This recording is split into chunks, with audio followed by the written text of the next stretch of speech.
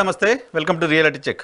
సిద్ధం సభ మరికొద్దిసేపట్లో ప్రారంభం కాబోతోంది. సిద్ధం 4వ సభ. ఈ సభ వేదికగా వైఎస్ఆర్ కాంగ్రెస్ పార్టీ మేనిఫెస్టోని రిలీజ్ చేయబోతున్నట్టుగా పార్టీ వర్గాల నుంచి సమాచారం అందుతోంది. అయితే మేనిఫెస్టోలో ఏముండబోతోంది, ఏ రకమైన తాయిలాలు మళ్ళీ ఉండబోతున్నాయి, నవరత్నాల పేరుతో గడిచిన ఎన్నికల్లో ప్రజలను ఆకట్టుకున్న జగన్మోహన్ రెడ్డి ఈసారి మేనిఫెస్టోలో ఏం చెప్పబోతున్నారు అనేది ఒక ఉత్కంఠ. అయితే టీడీపీ, బీజేపీ, జనసేన కూటమిగా వెళ్లాలని నిర్ణయం తీసుకున్న తర్వాత జరుగుతున్న మొదటి సిద్ధం సభ కావడంతో ఈయన భారతీయ జనతా పార్టీ పైన, సేమ్ టైం ఇక్కడున్న రాజకీయ పార్టీలు జనసేన, టీడీపీ పైన కూడా చాలా పెద్ద ఎత్తున విమర్శలు చేయడానికి సంబంధించిన ఆస్కారం ఉంటుంది. ప్రధానంగా భారతీయ జనతా పార్టీని జగన్మోహన్ రెడ్డి ఏ రకంగా అటాక్ చేయబోతున్నారు, భారతీయ జనతా పార్టీ పైన ఏ రకమైన విమర్శలు చేయబోతున్నారు, భారతీయ జనతా పార్టీ జగన్తో సన్నిహితంగా ఉంది, కార్డియల్ రిలేషన్ మెయింటైన్ చేస్తోంది, ఇలాంటి వార్తలు వస్తూ ఉన్న నేపథ్యంలో తాజాగా భారతీయ జనతా పార్టీ తెలుగుదేశం పార్టీతో పొత్తు పెట్టుకోవడంతో భారతీయ జనతా పార్టీ పైన జగన్మోహన్ రెడ్డి అటాక్ ఎలా ఉంటుంది అనేది కూడా ఆసక్తి కలిగిస్తోంది.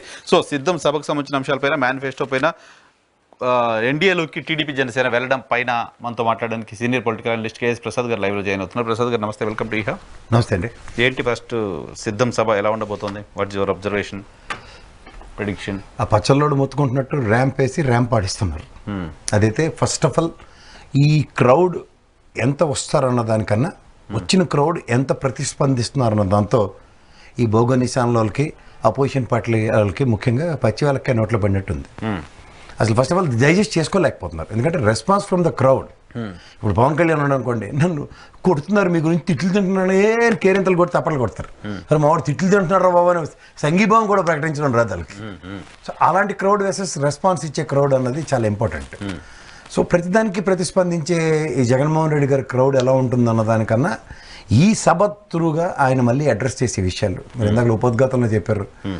బీజేపీ అన్నది, బీజేపీ అనేది ఒక జడ పదార్థం.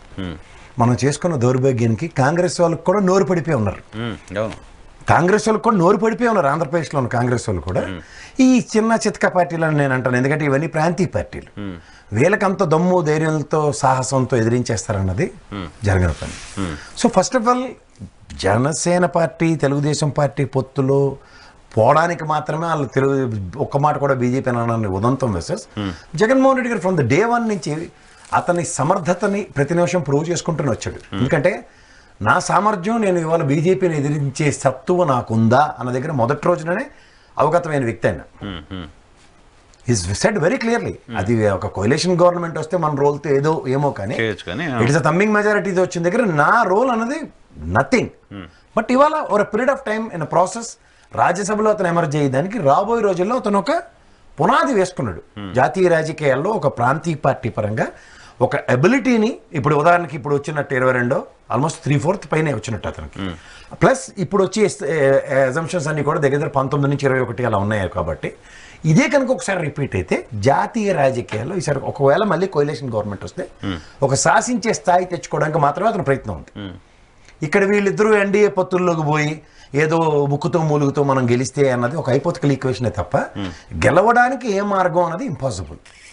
కానీ బీజేపీ వచ్చిందంటే ఒక ధైర్యం, కేంద్రం మద్దతు, ఫైనాన్షియల్ సోర్సెస్, ఎలక్షన్ కమిషన్ మద్దతు, ఇవన్నీ ఇంకేంటి మరి. ఇప్పుడు చిన్నప్పుడు సిటీకి వెళ్ళడానికి మనకు భయం వస్తుంది అనుకోండి, పెద్దోళ్ళు ఎవరినో తోడు రమ్మంటాం. పెద్దోడు తోడు వచ్చినందుకు మనకు షిట్ అవ్వదు కదా, మనకు ఒరిజినల్గా ప్రాసెస్ ప్రకారం అవుతుంది. అలాగే వీళ్ళ పేరుకి చేయూత పథకంలో ఒక ఊత పథకం తీసుకొచ్చినట్టు ఈయన తీసుకొస్తే ఈ బీజేపీ వల్ల దమ్మిడి ఉపయోగం రాష్ట్రానికి ఉందా అన్నది పెద్ద ప్రశ్న. ఈ సదరన్ స్టేట్స్లో వాళ్ళు ఎట్టి పరిస్థితుల్లో ఏదో ఒక విధంగా చొచ్చుకోవడానికి ప్రయత్నిస్తున్న దాంట్లో ఈ చేతకాని వాళ్ళు ఇద్దరు చేస్తున్న ఒక దిక్కుమాల ప్రయత్నం. ఎందుకంటే సార్ మీరు ఈ విషయం ఒక్క నిమిషం ప్రజలకు తెలియజేయనండి. ఈ చేతకాని వాళ్ళు ఇద్దరు అంటే ఒకటి తెలుగుదేశం, ఇంకోటి చేత అస్సలు కానీ జనసేన పార్టీ. అస్సలు అవకాశం లేని 2 జాతీయ పార్టీని ఆంధ్రప్రదేశ్ ప్రజలు భూపాతాలంలో తొక్కేస్తే వీళ్ళ చేతకానితనం వాళ్ళ ఫ్రంట్ ఎండ్ చేయించుకొని బతకడానికి ప్రయత్నిస్తున్నారు. వీళ్ళ బతుకు కోసం వాళ్ళ బతికించే ప్రాసెస్లో వీళ్ళు కాలగర్భంలో గడిచిపోవడం గ్యారెంటీ. ఆంధ్రప్రదేశ్ రాష్ట్ర విభజనకు కారణమైన 2 ప్రధాన పార్టీలకి మళ్ళీ వాళ్ళు ఎమర్జ్ చేస్తున్నారు. అక్కడ వీళ్ళు చేతకానితనం, ముఖ్యంగా చంద్రబాబు నాయుడు అసక్తత, చేతకాని ససవతనం. ఎందుకంటే ముఖ్యంగా ఈ పోలవరం విషయం ఒకటి ఎగ్జాంపుల్ చెప్పాలి సార్. ఏటీఎం కింద వాడారంటే ఆ రోజు ఎత్తుకెళ్ళిపోయిన డబ్బులు పంచుకోవడానికి వీళ్ళిద్దరూ మళ్ళీ పొత్తుకుపోతున్నారా? ఆబ్వియస్గా అదే కదా. పోలవరంలో ఇది ఏటీఎం కింద వాడారని చెప్పిన నరేంద్ర మోడీ ఇవాళ ప్రజలకి ముఖ్యంగా చెప్తున్నాడు. మోడీ భరోసా అని ఎగ్జాంపుల్ చెప్తున్నాడు దేశవ్యాప్తంగా. జగన్ భరోసా నన్ను నమ్మండి నేను చేయండి అని చెప్తున్నాడు. ఇదే చంద్రబాబు నాయుడిని వీళ్ళిద్దరూ నమ్మరని చెప్తున్నారు కదా.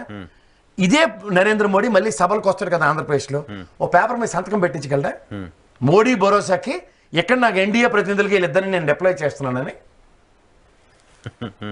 కాదు, నిన్న వాళ్ళ పొత్తుకు సంబంధించిన ప్రకటనలో కూడా ఉన్నది ఏంటంటే మోడీ గారి పొత్తు ఎవరు ప్రకటించాడు ఒకసారి చెప్పండి. బీజేపీ ఏమని? ఎవరు వాళ్ళు వచ్చారు ఇక్కడ ఈ కనకమేళలోడు ఎవరికి ఉపయోగం లేని కనకమేళలోడు మాత్రమే చెప్పాడు.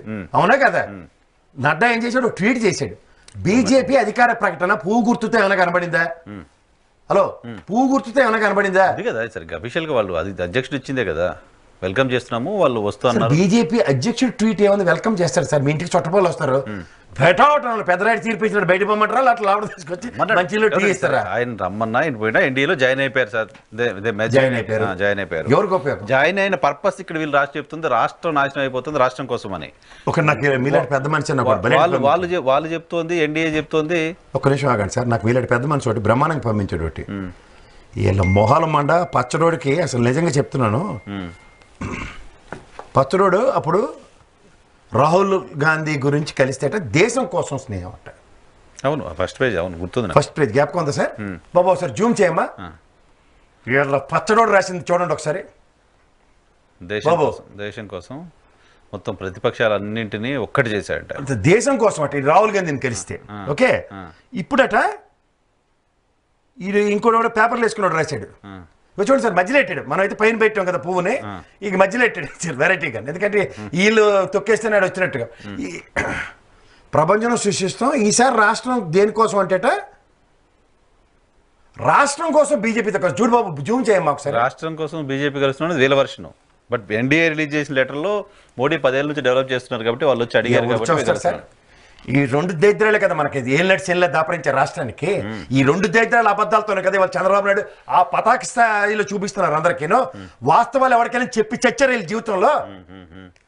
వీళ్ళ జీవితంలో వాస్తవాలు చెప్పి చేస్తే ప్రజలకు ఏమవుతుందో అర్థమవుతుంది. చాలా ఇష్యూలు హైడ్ చేస్తున్నారు కదా, చాలా ఇష్యూలు హైడ్ చేస్తారు. జీవితాంతో హైడ్ చేస్తూ వాస్తవాలను ఒకటి కాంగ్రెస్ తో కలిస్తాడు దేశం కోసం అట, బీజేపీతో కలుస్తానంటే ఈడి పప్పం గడుపుకోవడం కానీ మాత్రం రైడు.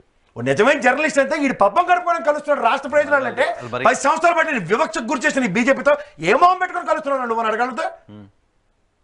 అది కదా రాష్ట్రం కోసం మాట్లాడడం, అది కదా రాష్ట్రం కోసం. అది రాష్ట్రం కోసం కదా. నువ్వు జర్నలిస్ట్ అయితే నీ మొహానికి పచ్చళ్ళు అమ్ముకోకుండా ధైర్యం ఉంటే రాష్ట్ర ప్రయోజనాలు అంటే రాష్ట్ర ప్రయోజనాలు అంటే ప్రత్యేక హోదారా, ప్రత్యేక ప్యాకేజీ ఇండస్ట్రియల్ ఇన్స్టిట్యూట్ ద్వారా ఇవి రెండు తగలబెట్టి స్పెషల్ పర్పస్ వెహికల్ అనే జీవీఎల్ చెప్తే ఇచ్చారు కదా. వైజాగ్ రైల్వే జోన్ ఎదురాబాయ్, కడప స్టీల్ ప్లాంట్ ఎదురాబాయ్, స్టీల్ ప్లాంట్ అమ్మేస్తానంటారు, దాని సంగతి ఎదురాబాయ్. ఇవన్నీ ఏవి కండిషన్స్ లేకుండా పొత్తుకు పోతారా పవన్ కళ్యాణ్తో? నీ మొహం అని అడగద్దు. ఎవరండి వీళ్ళకి చెప్తున్నారు? అసలు నాకు అర్థం కావట్లే. ఊరుకుంటున్నామనా ప్రజల తరఫున? ఈయన పొత్తులు చేతకాక ససవతనాన్ని కప్పిపుచ్చుకోవడానికి పొత్తులకు పోతున్నాం చెప్పండి ప్రజలకి.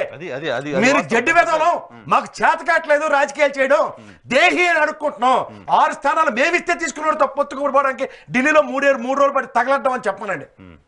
సిగ్గేనే వస్తుంది. సిగ్గును అంతే సార్ కదండి. సిగ్గు వీళ్ళు పడకుండా వెళ్తున్నారు. వాళ్ళ సిగ్గేమైందండి బీజేపీ వాళ్ళది? పోలవరం ఏటీఎం కింద వాడుకున్నారు, డబ్బులు దోచేశారని చెప్తుంటే వస్తా అంటే వాళ్ళు ఏం చేస్తారు? వాళ్ళకి అడ్వాంటేజే కదా ఎంతో కొంత.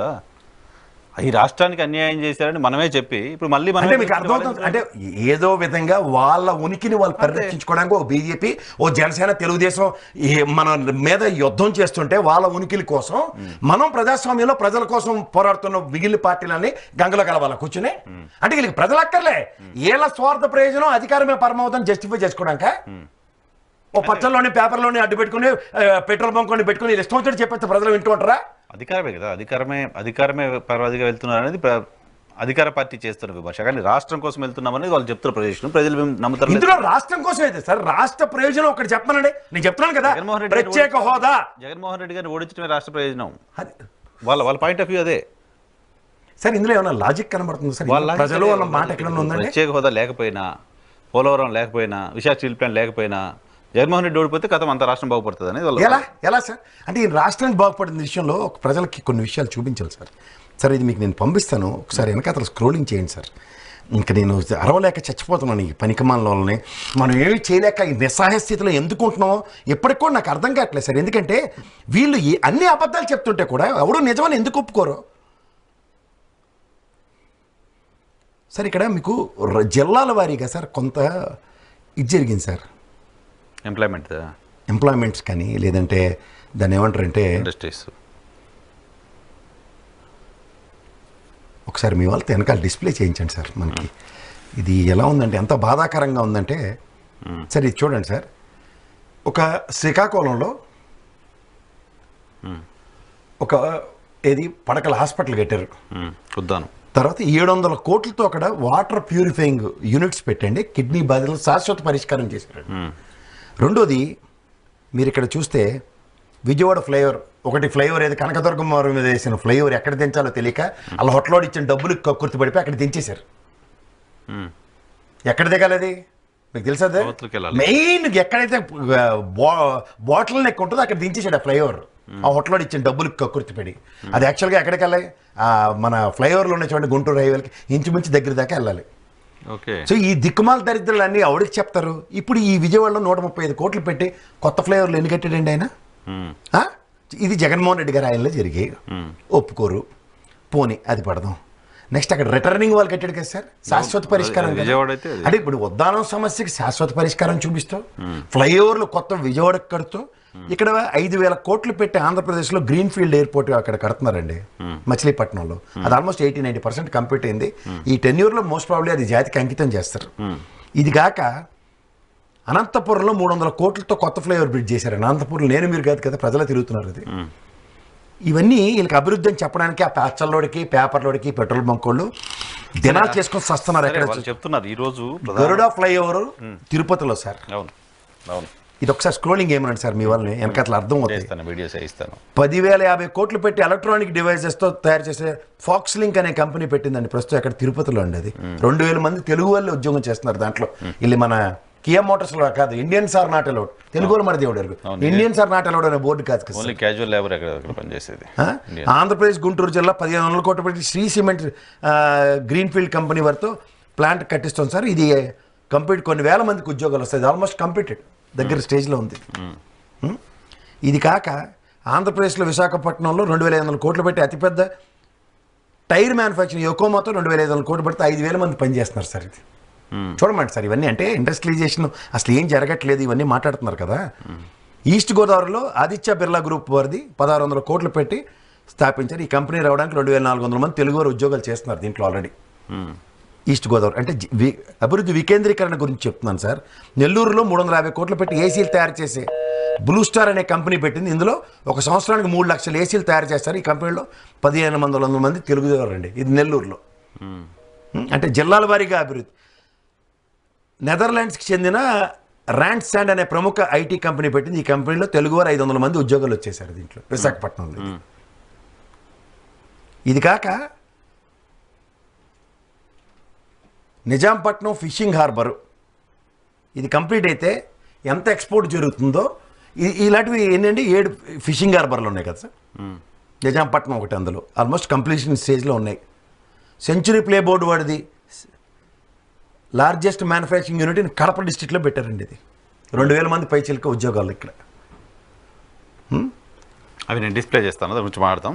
ఫైనలీ అదానీ డేటా సెంటర్ వీడికి ప్రతి ఒడికి తాయిలం ఇస్తాడండి. అదానీ గడిపి నమ్మడానికి లేదు కానీ ఈసారి ఏదో గ్రౌండ్ అవుతుంది అన్నట్టుగా ఆశాజనకంగా ఉంది. యాపిల్ ఐఫోన్లు అండి. ఇది కెమెరా దీంట్లో ఇదేమో సన్నీ ఆప్టిక్ అని ఇది కూడా తిరుపతిలోనే ఆల్రెడీ ఎగ్జిక్యూట్ అయ్యింది సార్. అంటే ఇలాంటివి ప్రతి దగ్గర ప్రతి జిల్లాల వారిగా ర్యాంకో 12.50 క్రోర్స్తోనండి బిలియన్స్తో కంపెనీ నంద్యాలలో. చిత్తూరు జిల్లా 700 కోట్లు పెట్టి famous American brand Kimberly Clark వాడిది 1,500 మంది తెలుగు వాళ్ళు ఎంప్లాయ్మెంట్. ఏలూరు డిస్ట్రిక్ట్లో విద్యార్థుల కోసం కొన్ని కోట్లు పెట్టి మెడికల్ కాలేజీలు ఇవి కనపడవు సార్ వాళ్ళకి. సో ఇప్పుడు సిద్ధం సభ గురించి మనం మాట్లాడుకుంటున్న క్రమంలో సిద్ధం సభ మొత్తం కింద గ్రీన్ మ్యాట్ వేసి ఇప్పుడు మన స్టూడియోలో గ్రీన్ మ్యాట్ వేసినట్టు వేసి బ్యాక్గ్రౌండ్ మార్చేసి జనాలు ఎక్కువ ఉన్నట్టు చూపిస్తున్నారంట. ఓహో అలాగా సార్. మరి మీకు దగ్గర రాజమౌళి ఉన్నాడు కదా, ఇడ్లీ పాత్రలు ఇడ్లీ బదులు మీ మొహాలకు ఒక్కరు కూడా రావట్లేదు కదా, సిగ్గుపడి వస్తున్నారు కదా వెనకాల ఖాళీ కుర్చీలు వేసుకుని. మీరు అది గ్రీన్ మ్యాట్ వేసుకుని తగలడచ్చు కదా రేపు వెళ్ళండి కూడా. ఎడ్డితనానికి కూడా గద్దు ఉండాలి సార్. జడ్డితనానికి కూడా పరాకాష్ఠకి వెళ్తే ఇంకెవరేం చేయలేరు. తెలుగుదేశం పార్టీ అఫీషియల్ ట్విట్టర్ హ్యాండిల్లో చేసిన పోస్ట్ ఇది సార్. వాళ్ళందరూ చిన్నపిల్లలు సార్. ఆ పార్కులో ఆడుకుని వాళ్ళందరినీ తెచ్చి అక్కడ పెట్టారు వాళ్ళు. ఆడికేమో ఆ బొరతొక్కు రాబిన్ శర్మ గడేమో లీడింగ్ అంచేత వాళ్ళు మీరు సోషల్ మీడియా గురించి చెప్పకండి సార్. చిన్నపిల్లలందరూ తీసుకొచ్చి అఫీషియల్ పేజ్లో పెట్టిన ఇది చెప్తున్నాను నేను మీకు. పెట్టనండి సార్, అవన్నీ చూసి కళ్ళు పోతాయి. చుట్టూ చంద్రబాబు నాయుడు చుట్టూ ఉండే తెపేల బ్యాచ్లో ఒకడేమో దాన్ని నడిపిస్తున్నాడు, మిగిలిన ఈ తర్వాత చూడండి సార్, అలా తమ్ముడిగా జైల్లో తాళ్ళేసి కట్టడం, ఈ అల్జీమర్స్ చంద్రబాబు నాయుడికి గ్యారంటీకి వస్తాయి. ఇదేం తర్వాత వేసింది లేని జనాలను చూపించడానికి అంట. కొన్ని చూపించుకుని వీళ్ళని తృప్తి పడమనండి. సార్ ఒక విషయం నేను చెప్పగలను సార్, నీకు లేనిది నాకుంటే, నాకు లేనిది నీకుంటే వచ్చేది కడుపుమంటే, దానివల్ల మీకు తినవలసింది జలసిల్లే, అర్థమైంది? లేదా డైజిన్. ఏంటి కమ్ అగైన్? నీకు లేనిది నాకుంటే, నాకు లేనిది నీకుంటే వచ్చేది కడుపుమంటే, తినవలసింది జలోసిల్ కానీ డైజిన్ కానీ, తిని సవమానండి. అంతకని వెళ్ళి వాళ్ళ పని అయిపోయింది సార్. సీట్ సిరిగిపోయిన తర్వాత దారిని పోయిన దరిద్రాన్ని నెత్తికెత్తుకుంటే ఏమవుతుందంటే, ఏళ్ళనాడు చుట్టూ శని చుట్టూ తిరుగుతుంటే, ఐరన్ లెగ్ శాస్త్రి లాంటి కొడుకోడు ఉంటే వచ్చే ఉపద్రవాలు ఇలాగే ఉంటాయి చంద్రబాబు నాయుడికి. లేకపోతే ఏళ్ళు వచ్చి ఇంత బతికి ఇంటి వెనకాల సచ్చినట్టు బీజేపీతో పొత్తు పెట్టిన మొహానికి అర్థం కాదు. ఏ మొహం పెట్టుకుని పొత్తు పెట్టుకుంటారు? ఇప్పుడు కొత్తగా పెట్టుకునేది సార్, పార్టీ పుట్టినప్పటి నుంచి ఉంది బీజేపీతో పొత్తులకి. మరి మధ్యలో ఎందుకు నాటకాలు ఎందుకు? సరే ఉంటాయి, మధ్యలో గోత్రాలలోనే ఆ పెద్ద ఆయన అల్లరి పెట్టడం ఎందుకు? అది ఇప్పుడు ఊరుకుంటాడు అనుకుంటారు. తోలు తీసి చేతికి లాస్ట్ తోలేది చేతికి ఇస్తారు. ఆయన భార్య గురించి మాట్లాడారు, ఆయన భార్య గురించి మాట్లాడారు, ఫ్యామిలీ గురించి మాట్లాడారు. లజ్జ ఎలకే లేదా వాళ్ళకే లేదండి చెప్పాలంటే. అసలు విశ్లేషించడానికి కూడా అసహ్యం వేస్తుంది రోజు రోజుకి. ఏమని విశ్లేషిస్తాం సార్? సిగ్గునోడితే సిగ్గుపడే పనులు చేస్తే దేవుడని విశ్లేషిస్తాడు. సిగ్గే లేకుండా అధికారమే పరమోదం బరి తెగించినోడికి ఏదో అంటారు చూడండి, అలా ఉంది పరిస్థితి. సో ఇప్పుడు ఈ ఎలక్షన్ లో గెలవడం కోసం పెట్టుకున్న పొత్త ఇది. ఈ ఎలక్షన్ లో బతికి బట్టకట్టడానికి, ఎలక్షన్ తదనంతరం కూడా ఈ దిక్కుమాల కేసులతో సతమతం అయిపోతే జగన్మోహన్ రెడ్డి వదిలేస్తాడు. రెడ్డి మాలోకాలు వెనక నుంచి నడిపిస్తుంది బీజేపీ రా, మీ అంతు చూడడానికి. ఇప్పటికి కూడా తెలుసుకోకపోతే మీ మొహానికి ఈ జీవితంలో ఈ తెలివితేటలు రావు. బీజేపీ ఎన్డీఏలో ఉంటే జగన్మోహన్ రెడ్డి 56 నెలలు లోపటి 56 రోజుల లోపటి నుంచి కూరలన్నీ పీకేసి పావును తీసుకొచ్చి ఆడిస్తారు చూడండి, పొట్ల పావును ఆడించినట్టు తీసుకెళ్ళారు ఢిల్లీ. అర్థమవుతుందా? ద ఒరిజినల్ ఎబిలిటీని ఎప్పుడైతే ఇలా సస్టైన్ చేశారో, వాళ్ళు సుగ్రీవుడు నాకు కరెక్ట్ గ్యాప్ మొత్తం ఎదుటివాడి శక్తి ఎవరు ఫైట్ చేస్తున్నా వాళ్ళ ఉన్న 50% ఎన్నికి వచ్చేస్తుంది. ఆయన జాంబవంతుడా? వాళ్ళకే అలా నాకు అదే కొంచెం కన్ఫ్యూజన్. వాలి సుగ్రీవుడు గొడవ జరుగుతున్నప్పుడు వాలిపైన సుగ్రీవుడు ఎప్పుడు ఓడిపోతూ ఉంటాడు, ఎందుకంటే ఆయనకి అపోజిట్గా ఎవరు వస్తే వాళ్ళకి సంబంధించిన 50% ఎనర్జీ పోతుంది. అది కన్నా 7 చెట్ల నుంచి కొడతాను కానీ సావడేదో. అందుకోసమే శ్రీరాముడు వెనక నుంచి కొడతాడు ఆయన్ని, వాళ్ళని డైరెక్ట్గా కొట్టకుండా. జాంబవంతుడు కూడా నేను ఏదో విన్నాను ఇక్కడ. ఏం పోలేదు, ఎవరైతేనే ఎదుటోడు శక్తి గ్రహించి యుద్ధం చేయడంలో బీజేపీ వాళ్ళు సిద్ధహస్తులు. తగిలించి తమాషా చూస్తున్నారు వాళ్ళు. మీకు ఇంకా అర్థమయ్యే సింపుల్ లాజిక్ చెప్తా సార్. ఇక్కడ ఉన్న ఈ 3 పొగడి పార్టీలు ఎవడు గెలిచినా వాళ్ళకి ఏం నష్టం లేదు. ఎవడైనా వీళ్ళకి జహాపన రాజకీయం వాళ్ళకి. ఆ జగన్మోహన్ రెడ్డి అవనండి, వీళ్ళు అనండి. ఇందులో వీళ్ళకి ఈయన పొత్తు వాళ్ళ పొత్తు ఎందుకు? అసలు ఈ పవన్ కళ్యాణ్ని వాడుకోవడంలో అసలు నిజంగా బీజేపీ వాళ్ళు మించిన లేరు. ఎవరు పడితే వాళ్ళు రెడ్డిమాలోకం చేసి బలివాడారు వాళ్ళు నిజంగా. కాదు, టీడీపీ కూడా కదా, టీడీపీ ఆయనకి 24 ఇచ్చింది సార్, అందులోంచి కట్ చేసి బీజేపీకి ఇస్తారంట. నీ దగ్గర ఏముంది సార్? మీకు మాట చెప్పనా, వీళ్ళు చిన్నప్పుడు ఆటలు ఉంటాయి చూడండి, నువ్వు అన్నం వండు నేను ఆఫీస్కి వెళ్తాను, వాళ్ళ చిన్నపిల్లల ఆటలు గ్యాప్కొంది అమ్మ నాన్న ఆటలు అంటారు. అలా అమ్మ నాన్న ఆటలే. ఈ అమ్మ నాన్న ఆటల్లో ఒకడేమో అమ్మ ఎక్కడ రోల్ ప్లే చేస్తుంది ఏంటంటే కడుపు నిండా అన్నం పెడతాది కాబట్టి తెలుగుదేశం అది నిండుకోండి. అది దాని దగ్గర డెంటలు పెట్టుకుని తీసుకెళ్ళడం వీళ్ళ పని. యూ వాంట్ కార్యకర్తాస్ ప్లీజ్ టేక్ ఫ్రమ్. అలా బ్రహ్మానంద గారి జేబులో జల్సా సినిమా చూడండి, అది సేమ్. మీరు ఇవాళ పవన్ కళ్యాణ్ దౌర్భాగ్యం చెప్పనా, ఆయన ఏ సినిమాలో ఎవడో కామెడీ కింద వాడాడు, ఆ కామెడీ రోల్ చేసిన వాళ్ళందరినీ కలిపి బీజేపీ వాళ్ళు పవన్ కళ్యాణ్ కామెడీ రోల్ ప్రతిష్ఠించి అలా వాడుతున్నారు. మీరు బీజేపీ వాళ్ళు పవన్ కళ్యాణ్ ముఖ్యమంత్రి మెటీరియల్ గా ప్రొజెక్ట్ చేస్తారు బిహైండ్ ద స్క్రీన్. ఎంపీకి నిలబెట్టేస్తారు. ఎంపీ మీరు ఇంకా మినిస్టర్ దగ్గర అవ్వలేదులే, ఇంకా సెక్షన్ ఆఫ్ మీడియాలో రాస్తున్నారు ఎంపీ అని. ఇంకా ఈ మధ్యలో చూడండి, అదేదో చూడండి, ఊర్లో పెళ్ళి అయితే కుక్కలు కాడవడం అన్నట్టు ఈ రఘురామకృష్ణరాజు మధ్యలో నర్సాపూర్లో నేను బీజేపీ జాయిన్ అయిపోయి నాకు నర్సాపూర్ టికెట్ వచ్చేది, మా నాదెల్ల మనోహర్లో అనౌన్స్ చేసేసుకుంటుంది. ఆయన పోటీ చేస్తారంట, పార్టీ ఏదని తెలియదు. ఏ మొహం పెట్టుకుని పోటీ చేస్తారు సార్? 5 ఏళ్ల పాటు నియోజకవర్గం మొహం చూడకుండా, ఒక దమ్మిడి పని చేయకుండా ఏడున్నారు సార్? మనం ఏడున్నారు. పార్లమెంట్ లో బెస్ట్ పర్ఫార్మింగ్ ఎంపీ ఎవరు అంటే రఘురామకృష్ణరాజు గారు. ఇంకా పనిపాట్లు ఏదో చూడండి, పిల్తారు గోరుగారు సామెత ఉంటుంది. ఆ ఢిల్లీలో కూర్చొని పోతరాగలను భోజనాలు పెట్టుకుని అప్పుడు పార్లమెంట్ సెషన్లు అప్పుడు కూడా వెళ్ళిపోతే నాలాటోడైతే పళ్ళు కొరకడం కూడా ఉండదు. ఇంకా ఇంకేం పని అండి? సరే పార్లమెంట్ ఇక్కడైతే భయం, మేసాలు తిప్పుకొని ఆ దిక్కుమాల ఛానల్లో కూర్చొని మేసాలు తిప్పుకోవడం కానీ పార్లమెంట్కి కూడా వెళ్ళిపోతే ఇంకెందుకు? అదే పార్లమెంట్ సభ్యుడు ఏం చేయాలా? పార్లమెంట్కి వెళ్ళి పార్లమెంట్లో ప్రజా సమస్యలు, కాన్స్టిట్యూన్సీ సమస్యలు మాట్లాడాలి. సొల్యూషన్ ఏమైనా ఇచ్చాడు ఒకటి అది చెప్పండి. చేశాడు కదా ఆయన. ఏం సొల్యూషన్ ఒకటి ఇచ్చారు చెప్పండి, ఒకటి ఒక్కటి సొల్యూషన్ చెప్పండి. ఆ పనికి 370, 400 అన్నీ నేను చూసాను సార్. మొత్తం పార్లమెంట్ అవార్డు కూడా మా కవితమ్మ కురాగానే నిజామాబాద్లో డింకి టిక్కం అనిపించారు. సేమ్ మనోడికి కూడా అదే పరిస్థితి. అత్యధిక ప్రశ్నలు అడిగినందుకు నిజామాబాద్లో అది కూడా నర్సాపురం కదా ఎంతోనే స్టార్ట్ అవుతుంది, జింగి చికెన్ డాట్ టైం వేస్ట్. కానీ వాటి గురించి ఈ సిద్ధం సభ పర్యవసనాల తర్వాత ఉంటాయి సార్. ముందు సిద్ధం సభ కన్నా వీళ్ళు సిద్ధపడిన పొత్తుకి డెఫినెట్గా డెంట్ ఎలా పడుతుంది అన్నదానికి మీకు నేను చెప్తున్నాను చూడండి. ఏ ఓటు బ్యాంకు చేయలేమన్న పవన్ కళ్యాణ్ ఆక్రందన అరణ్యరోధన కింద మిగులుతుంది. ఎందుకు సార్ కలిసారుగా? ఎలా కలిస్తే సార్? ఇప్పుడు మీరు ఎంత కాదని 8 పార్లమెంట్లు వేసుకోండి సార్. 8 ఏళ్ళు 56, 8 ఏళ్ళు 56 కదా నియోజకవర్గాలు. 56 నియోజకవర్గాల్లో బీజేపీతో కలిసినందుకు మంటెక్కిపోయి ఉంటారు. రెండోది 8 నియోజకవర్గాల్లోనూ బీజేపీ ఎంపీలే నిలబడతారు. వాళ్ళ మొహాలు కూడా ఒకటి గెలిచిన దమ్ము దేరి ఉన్నాడు ఎవడో ఒకటి చెప్పండి పేరు. ఎందుకు లేదు? సీఎం రమేష్ గారు, సుజనా చౌదరి గారు. ఎవరు కౌన్సిలర్లకి నిలబడితే కూడా ఎంపీ గెలుస్తారు. అరే మీరు గాబరా పడిపోకండి. మీరు ఆ ఛానల్లో కూర్చోపెట్టి ఇంటర్వ్యూలు చేసిన ఉదంతంలో ఇక్కడ ప్రస్తావించకండి. జీవితంలో వాళ్ళ మొహాలకి కౌన్సిలర్ల కింద నిలబడితే కూడా డిపాజిట్లు డౌట్ వాళ్ళకి.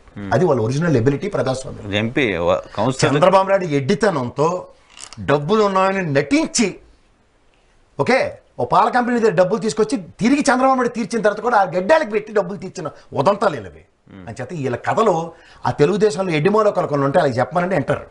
నా దగ్గర మాత్రం చెప్పకండి ప్లీజ్, ఎందుకంటే నేను వినే ఓపిక నాకు లేదు. కాదు సార్, కౌన్సిలర్ గెలవకపోవచ్చు, వార్డు మెంబర్ గెలవకపోవచ్చు, ఎంపీ గెలిచేసారు. ఎంపీ అంతే కదా. కిషన్ రెడ్డి గారు మొన్న ఎమ్మెల్యే ఓడిపోయాడు, ఎంపీ గెలిచాడు, కేంద్ర మంత్రి అయ్యాడు. కిషన్ రెడ్డి ఎమ్మెల్యే ఓడిపోవడానికి ఎంఐఎం సపోర్ట్ లేదు. ఎంఐఎం ఆచ్చేతలు ఉంటే కిషన్ రెడ్డి గ్యారంటీ గెలిచాడు. నేను ప్రూవ్ చేయగలను కూడా. ఏమైనా కానివ్వండి, ఏమైనా కానివ్వండి సార్. ఏమైనా ఇక్కడ సార్ కిషన్ రెడ్డికి నోటా కన్నా లేకపోతే డిపాజిట్లు తెచ్చుకునేంత ఒరిజినల్ సామర్థ్యం ఉంది. ఎంఐఎం సపోర్ట్ ఉంటే ఎమ్మెల్యే గెలుస్తారు. అది ఆయన ఒరిజినల్ ఎబిలిటీ. ఇది మన వాళ్ళకి ప్లీజ్ చంద్రబాబు నాయుడు అనే అమాయకత్వం అని వాడుకునే ఏకైక వ్యక్తులు వాళ్ళిద్దరు. సో ఫైనల్గా చంద్రబాబు నాయుడు అమాయకుడు అని చెప్తున్నారు మీరు. చేతకండి. ఇప్పుడు ఈ భౌగోళిక పేపర్లోడు మూడో వ్యక్తికి తెలియకుండా ఏం చేసినా చింకి చిక్కుని అలా చూడండి. అలా పోలవరం దగ్గర పాడిన పాటల ముసలి పాడారు చూడండి. అదే పాటలు వీళ్ళు రాతల రూపంలో రాస్తే ప్రజలకు ఏమి తెలియకుండా ఏం చేసినా రైట్ అని నమ్మి నాలా మోసపోయిన వాళ్ళే. నిజమేంటో తెలిసిన తర్వాత ఇలాగే ఉంటుంది. అలాగే మీకు అర్థమవుతుంది. ఎమ్మెల్యే కూడా మోసం చేశారు. ఎస్, నేను అపోహల్లో బతికాను. వాట్ హీ హాస్ డన్ అన్నది it's a false illusion. But ground ఏంకి చూస్తే ఎవడు ఈయన వల్ల కష్టపడి చచ్చాడని చూస్తే నిజంగా కష్టపడిన వాళ్ళందరూ వేరు, పేరు మాత్రం ఇక్కడ. You got it. ఓకే. పైపచ్చు ఎప్పుడైతే నేను ఇంకో విషయం చెప్తారా, భజనకి ప్రభావితం అవుతుంది పార్టీ అన్నదానికి కొలికిపూడి గారు, మహాసేన రాజేష్ లాంటి వాళ్ళు ఇద్దరు live examples. At the cost of భజనకి. అది మీరు భజన ఎందుకుంటారు, ఫైట్ అని ఎందుకు అనిపించట్లేదు మీకు? ఏంటి ఫైట్? బూతులు తిట్టడం ఎదుటి వ్యక్తిని, అబ్యూజివ్ లాంగ్వేజ్లో మాట్లాడి సస్టైన్ అయిపోయి దాని నుంచి నువ్వు పార్టీని పణంగా పెట్టేసి అవసరం నేను ఎప్పటిదాకా సస్తున్న వాళ్ళందరినీ గాలికి వదిలేసి నాకు భజన బాగా చేశాడు కాబట్టి ప్రయారిటైజేషన్. ఉద్యమం కనపట్లేదా? ఉద్యమం కనపట్లేదా? ఉద్యమం ఏ ఉద్యమం? అమరావతి ఉద్యమం. ఎవరు ఉద్యమం? అమరావతి ఎవరు? వీళ్ళు ఎవరికైనా పరకైనా ఉంది అక్కడ? సెంటు భూమి ఉందా? శ్రీనివాస్ గారు చేశారు కదా. చేశారు సార్. సెంటు భూమి ఉందా? భూమి ఉందంట ఇక్కడ. ఆయన కూడా బాధితుడే అంట. ఎలా? ఏ ప్రాతిపదిక భూమి ఉందంట అక్కడ. భూమి ఉందంట సార్ ఇక్కడ. అందరికీ భూములు ఉంటాయి సార్. తర్వాత అందరికీ భూములు వస్తాయి, అందరికీ ఉద్యమకారులు అయిపోతే అందరికీ వస్తాయి. ఎందుకంటే సార్ అవన్నీ పనికిమాల డిస్కషన్ టైం వేస్ట్. కానీ ఇది ప్రజాస్వామ్యం, ప్రజలు ఏ విధంగా కన్సిడర్ చేస్తారు అన్నది చాలా ఇంపార్టెంట్. ప్రజల కన్సిడరేషన్స్కి, స్వార్థ ప్రయోజనాల పరిరక్షణకి నువ్వు వేసుకున్న పునాదులకి చాలా ఇంపార్టెంట్. సో ఈరోజు సభలో మొత్తం కూటమికి, పార్టీలకి జగన్మోహన్ రెడ్డి గారు ఒక ఏమంటారు, ఒక ఆన్సరా, ఒక విమర్శ, ఒక సవాల్? వాళ్ళకెందుకు ఆన్సర్? అతను ఎప్పుడో డిసైడ్ అయ్యి సింగిల్గా వచ్చి నేను ఫైట్ చేసుకుంటానండి. Because the bridge what he has made between people and governance. E governance కనుక నచ్చితేనే ప్రజలు మ్యాండేట్ ఇస్తారు సార్. ఉత్తరం ఎవరు? ఇప్పుడు మీకు 2014లో ఇదే కూటమి కదా, మరి 2019లో ఎందుకు మాట ఎక్కిపోయారు ప్రజలు? ఇప్పుడు మీకు ఒక విషయం చెప్తా సార్, ఇందులో సింపతి అనేది కూడా యాడ్ చేద్దాం. నిజంగా 2014లో అనుభవజ్ఞుడు చంద్రబాబు నాయుడు మన ఉద్ధరించి ఊళ్ళు వెళ్తాడని అవకాశం ఇచ్చారు. 2019కి వచ్చేసరికల్లా సే ఫర్ ఇన్స్టెంట్ నిజంగా ఆంధ్ర రాష్ట్రం బీజేపీ వల్ల మోసపోయింది. I'm not denying it. ధర్మ పోరాట దీక్షల త్రూగా చంద్రబాబు నాయుడు ప్రజలకు తెలియజెప్పే కార్యక్రమంలో, దేశమంతరికి తెలియజెప్పిన ఉదంతంలో కూడా ప్రజల సింపథెటిక్ గ్రౌండ్స్లో కన్సిడరేషన్స్ కూడా ఎందుకు ఇవ్వలేదు? Because apart from the way they ditched us, అంటే బీజేపీ మన ఎలా మోసం చేసిందో ఒక ఎత్తు అయితే, నువ్వు కూడా మమ్మల్ని మోసం చేసింది ఇంకో ఎత్తు. ఈ 2 మోసాలకి ప్రజలు ఇచ్చిన తీర్పు అది. You got my point. ఇక్కడ ఈ 5 సంవత్సరాల్లో కూడా బీజేపీ చేసిన మోసం, ప్రత్యేక హోదా కానీ నేను ఇందాక చెప్పి రైల్వే జోన్ల విషయంలో ఇవన్నీ ప్రజల కళ్ళ ముందు కొట్టొచ్చినట్టు కనబడుతున్నాయి. ఇది ఎక్కడ మన రాష్ట్ర ప్రయోజనం, విభజన అనంతరం ఏవైతే ప్రామిసెస్ ఉన్నాయో which was not even fulfilled at. ఇక్కడ మళ్ళీ ఇంత ఘోరాతి ఘోరంగా విభేదించుకున్న వీళ్ళు ఇవాళ మళ్ళీ కలిసిపోయి అధికారమే పరమావధి అన్న దగ్గర ప్రజల కన్సిడరేషన్ కోసం మళ్ళీ అదే మొహాలు ఎట్టుకుని 24కి వస్తున్నారు. 10 ఏళ్ల నిడివిలో ప్రజలు మర్చిపోతారు అనుకున్నారు. ప్రజలు ఆల్రెడీ పనిష్ చేసేసారు. వెళ్ళి పనిష్ చేసింది కూడా వీళ్ళు మర్చిపోయి, లేదు మీరు మమ్మల్ని పనిష్ చేయలే, నేను 2014 లాగా మహాకూటమి వచ్చి, ఎందుకంటే మోడీ గ్యారంటీ ఆయన అంటున్నాడు, నాకు ఇండియా షైనింగే గ్యాప్కి వస్తుంది. ఎప్పుడైతే అద్వానీ ఇండియా షైనింగ్ అనగానే ఆ షైనింగ్ తీసేశారు, తీసి 2 ఇచ్చి కూర్చోబెట్టారు. జ్ఞాపకం ఉందా మీకు? సేమ్ అదే రిపీట్ అవుతుంది. ఇక నరేంద్ర మోడీ కూడా అతను దేశవ్యాప్తంగా ఎందుకు జగన్మోహన్ రెడ్డి గారు భయపడిపోయి బీజేపీ వాళ్ళ దగ్గరికి వెళ్ళి కలవద్దు మీరు టీడీపీతో అని రిక్వెస్ట్ చేసి వచ్చారంట మనం? సార్ మళ్ళీ అనమాట, నేను ఇవాళ ఫస్ట్ టైం మళ్ళీ డెలిబరేషన్ ఇస్తున్నాను ఆ పదానికి కూడా. దత్తపుత్రుడు అని ప్రజలకి పరిచయం చేసింది ఎవరండి? జగన్మోహన్ రెడ్డి కదా. పౌరుషంలో అయితే ఏం చేస్తారు సార్? ఆ తెరువు నన్ను అంటావా అని చెప్పి ఇక్కడ రోడ్ల మీద మెట్టితో కొడతాను, రోడ్ల మీద పరిగెట్టేస్తాను, చంపేస్తాను, పొడి చేస్తాను అన్నాడు. అట్లీస్ట్ ఆ పదాన్నైనా నువ్వు చెప్పింది తప్పు అని ప్రూవ్ చేయడానికి ప్రయత్నిస్తాడు కదా. కానీ అది రైట్ అని ప్రూవ్ చేసిన వాడు పవన్ కళ్యాణ్. అంటే ఈ పొత్తు ఆల్రెడీ ఉన్న విజువలైజేషన్ని ప్రజలకి తెలియచెప్పాడు. రే బాబు వెనక నుంచి నాటకాలు ఆడుతున్నారు వాళ్ళు, ఇది నిజం, నేను చెప్తుంది వినండి అని. 2 years బ్యాక్ ఎప్పటి నుంచో whatever you name it as. ఇది పాయింట్ 1 జస్టిఫైడ్. రెండోది, బీజేపీ ఒక గేమింగ్, నేను ఎప్పటి నుంచో చెప్తున్నాను, తెలుగుదేశాన్ని కబలించే కార్యక్రమంలో ఈజ్ ఎ టాస్క్ డిప్లాయర్. ఏదైతే పని అప్పు చెప్తే ఆ పని చేసుకొస్తాడు పవన్ కళ్యాణ్. దానికి తెలుగుదేశాన్ని సామధాన దండోభేదాలు అన్నింటిలోనూ చావు చంపి చెదగొట్టి కూర్చోపెట్టిన తర్వాత జస్ట్ మలం రాస్తున్నట్టుగా రాసి పవన్ కళ్యాణ్ అనే ఇన్స్ట్రుమెంట్తో మొత్తం పెకలించి అవతల వేయడానికి ఎలా ప్రయత్నిస్తుందో నా పాత విశ్లేషణ అని చెప్తున్నాను. అది వాళ్ళు మెటీరియలైజ్ అయితే క్రెడిట్ గోస్ట్. ఏం జైల్లో తోసినప్పుడు ఏమైంది? ఏ పవన్ కళ్యాణ్ ఒక సంధిరాయబారానికి వచ్చి పొత్తుకు వెళ్ళిపోతున్నాం అని డిక్లేర్ చేసింది కదా, ఇవాళ ఎంఫసైజ్ అయింది, కన్ఫర్మ్ అయింది కూడా. అంటే this is the designed programme which was deliberately told by BJP to Pawan Kalyan to execute. ఒప్పుకుంటారా ఒప్పుకోరా? ఎందుకంటే at the cost of his own party he doesn't care it, he doesn't given a damn for his entire cadre and all. సొంత నిర్ణయం ఎక్కడి నుంచి వస్తుంది? సొంత నిర్ణయం పైనుంచి అభయహస్తం వస్తుంది. అభయహస్త పర్యవసనాలు ఏంటి? ఇక్కడ కార్యకర్తలు నేను అందరినీ గాలికి వదిలేసి 23 అయినా 21 అయినా 24 అయినా 3 ఇచ్చినా 2 తీసుకోవడానికి, మళ్ళీ 30 ఇచ్చినా అందులో సర్దుకోవడానికి అన్నీ ఒకటే. బట్ ఫ్యూచర్ ప్లాన్ ఏంటి? ఉందా ఫ్యూచర్ ప్లాన్? ఆబ్వియస్గా ఉంటుంది. ఇంత మీకు అర్థం అవ్వట్లేదా? దేశాన్ని శాసించే బీజేపీ పార్టీ నిజంగా పొత్తు కావాలంటే ఇక్కడికి రావాలి. ఎందుకంటే ఇక్కడ స్ట్రెంథన్గా ఉన్న పార్టీ రివర్స్ అయినప్పుడు నేను చెప్పిన బండరాయిని పెకలించే కార్యక్రమంలో ఇన్స్ట్రుమెంట్ కింద వాడిన పవన్ కళ్యాణ్ని ఈ గుణపంతో దిగేసే కార్యక్రమంలో పెద్ద ఆయన లాపటేశారు అనుకోండి, ఏమవుద్ది? పార్టీ అంతా సెల్లాసేద్దరే కదా. నెక్స్ట్ దిక్కు బీజేపీ కదా వాళ్ళకి. పోస్ట్ ఎలక్షన్ అంటారా? అంతే. పోస్ట్ ఎలక్షన్ అయినా ప్రీ ఎలక్షన్ అయినా జరిగేది అదే. చంద్రబాబు నాయుడు గారిని అరెస్ట్ చేశారు కదా, 50 రోజులు పైగా జైల్లో పెట్టి. 52 రోజులు. చిన్న వాళ్ళ కొడుకు మిస్టేక్ అది. కొడుకు చేసిన ఒక బండబూత్ కార్యక్రమం ఏదంటే అదే. సింపతి రాలేదా సార్ జనాల్లో? ఎందుకు వస్తుంది సార్ సింపతికి? ఇందాక చెప్పాను మీకు, 2014లో నిజంగా అధికారం ఇచ్చిన చంద్రబాబు నాయుడికి నిజంగా ప్రజలు ఎస్ బీజేపీ ఎస్ డిచ్ తన దగ్గర. What's Chandrababu Naidu mistake? నిజంగా ఆలోచిస్తే కన్సిడరేషన్స్ ఇవ్వాలి కదా. ఎందుకు ఇవ్వాలి? ప్రజల్ని ఏమార్చి స్పెషల్ ప్యాకేజ్ అన్న దగ్గర డబ్బులకి ఈల్డ్ అయ్యాడు. సో డబ్బులకి ఈల్డ్ అయింది, ప్రజలకు నచ్చలేదు. సో ఇప్పుడు మళ్ళీ పోవడం కూడా నచ్చదా? ఆబ్వియస్గా నచ్చదు. సరే మీకు ఇవాళ మళ్ళీ కాంగ్రెస్ పొత్తు బీజేపీ పొత్తు అన్నప్పుడు ఇక్కడ కాంగ్రెస్తో పొత్తుకు వచ్చిన పాపానికి ఖచ్చితంగా గెలిచేసి సెకండ్ స్టెంట్ కాంగ్రెస్కి నోట్లో మట్టుకొట్టాడు చంద్రబాబు నాయుడు. తెలుసా మీకు? రజిత్ భార్గవ్ ఎలాగో 25 లక్షల ఓట్లు ఎత్తేసాడు. అది ఆ దరిద్రం ఒకటి పక్క తీస్తే అసలు మొమెంటం తెలుగుదేశం కాంగ్రెస్ కలవక ముందు దాకా కాంగ్రెస్ కొన్నంత వైబ్రేషన్ అసలు యూ కాంట్ ఇమాజిన్. అవును అవును, ఓవర్నైట్ డెవలప్మెంట్ అది. ఎందుకంటే చంద్రబాబు నాయుడు దగ్గర ఉన్న దౌర్భాగ్యం చెప్తాను మీకు. ఏరు దాటిన తర్వాత బోడుమల్ల సిద్ధాంతం కాదు, తనతో ఒక 57 మంది తీసుకొచ్చాడు రామారావుని ఎత్తుకెళ్ళిపోయినప్పుడు. ఆ 57 మంది పునరావాస కార్యక్రమంలో ప్రాణాలకు తెగించి వస్తాడు. ఇంకా ఉచ్చ నీచం ఆలోచించాడు. వాళ్ళు సురక్షితంగా ఉండేదాకా ఇక్కడ నిద్ర పట్టదు. మంచిదే కదా, లీడర్ ఉండాల్సిన లక్ష్యమే కదా. వాళ్ళ కాడేం కాదు, అవన్నీ గుదిబండలు. దాంతోపాటు ఉన్న టీం ప్రొటెక్ట్ మరి చేసుకోవాలి. మిగిలిన 57 కాకుండా 175 నియోజకవర్గాలు 296 నియోజకవర్గాల్లో మిగిలిన వాళ్ళ పరిస్థితి ఏంటి? ఉంటుంది. వాళ్ళ అవసరం వచ్చినప్పుడు వాళ్ళు వాడుకుంటారు. అదే వాడుకుంటాడు అన్నది అండర్లైన్ చేయండి. ఈ వాడుకునే కార్యక్రమంలోనే అందరినీ పణంగా పెట్టేస్తారు. చూద్దాం. రైట్, మీరు ఇంకా ఎక్కడికి వెళ్ళాలి? సభ స్టార్ట్ అవుతుంది. స్టార్ట్ అయిన తర్వాత ఏంటి ఏం మాట్లాడతారు చూసిన తర్వాత మాట్లాడదాం మళ్ళీ. Thank you very much Prasad గారు. సమయం కేటాయించారు. నీ వాళ్ళ రియాలిటీ చెక్ రేపటి షోలో మళ్ళీ కలుద్దాం. చూస్తూనే ఉండండి. ఈ